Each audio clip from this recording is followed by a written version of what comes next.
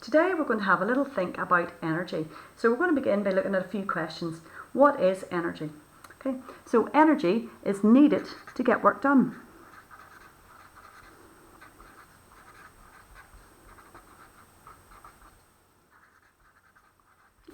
And so all living things need energy. Plants need energy, animals need energy, non-living things need energy too. So your car needs energy to get it to go, and so on. So energy is all around us and we all make use of energy. And energy is measured in units called joules.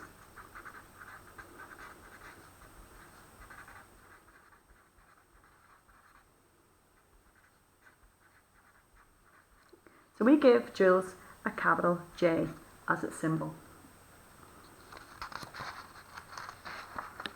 Okay.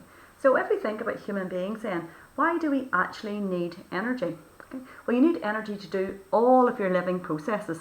So we need energy to help us think. We need energy to move. If you move a lot, you're going to use a lot of energy. We need energy to breathe. We need energy to keep our heart pumping and all our organs working.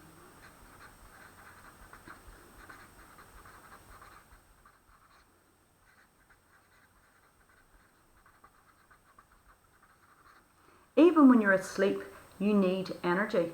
When you're asleep, you've got to keep your body warm, you've got to keep yourself breathing, your heart's still pumping and circulating all the blood.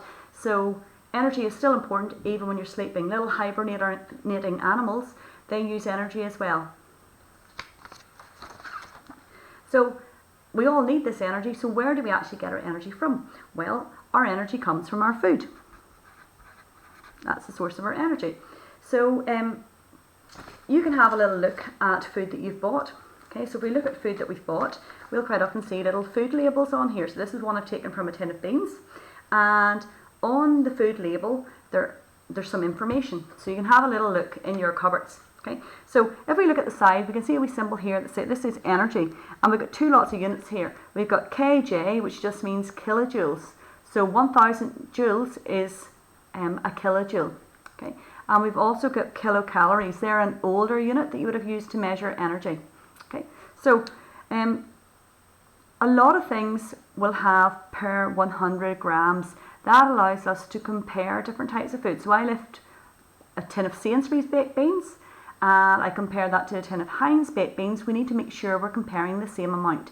So if we compare per 100 grams, we are comparing the same amount of each, and it makes it a fair comparison. So we're going to look at kilojoules because those are the units that we use. So if we have a look at this tin of beans, there is 355 kilojoules of energy per 100 grams. Now the label tells us lots of other things too, whether there's fat or sugar or protein within the food, but we're just interested in energy at the moment. Okay. If we look at something different then, so I have a little label here from a packet of crackers, and we can see that they have given us again, here's the energy in kilojoules. That's the one we're going to use.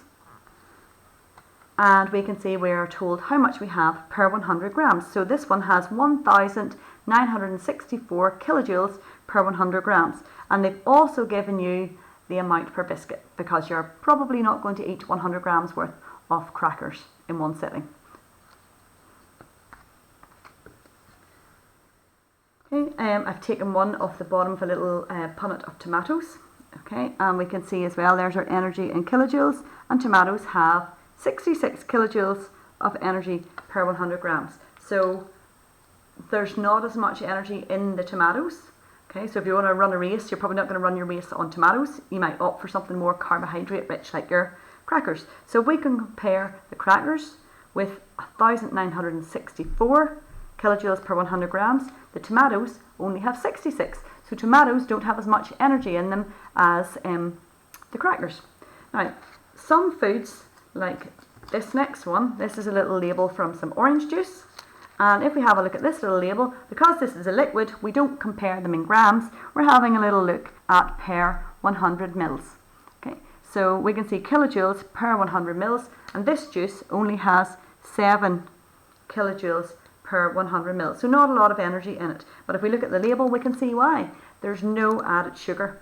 So sugar is a carbohydrate that gives us energy, and if there's no sugar in this, there's not going to be a great deal of energy in it. Okay, so we all need energy, and the amount of energy that we need is going to vary from person to person. So people who need lots of energy, they tend to be the very active people. So people who have very physical jobs, who play a lot of sport, or who move around a lot, they're going to need a lot of energy. Okay, and people who don't need so much energy,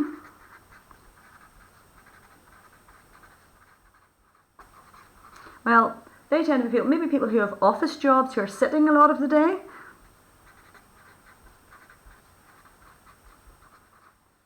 Okay, so if you're very active, you're going to need lots and lots of energy. If you're not as active, you're not going to need as much. Now, what would happen if we took in more energy than we were going to use up? So if I was sitting about all day on my desk, doing my schoolwork, not moving very much, and I ate lots and lots and lots and lots of biscuits, I would get lots of energy, but I wouldn't be burning it off. So eventually, I'd begin to put on weight, and that mightn't be healthy for me if I put on too much weight.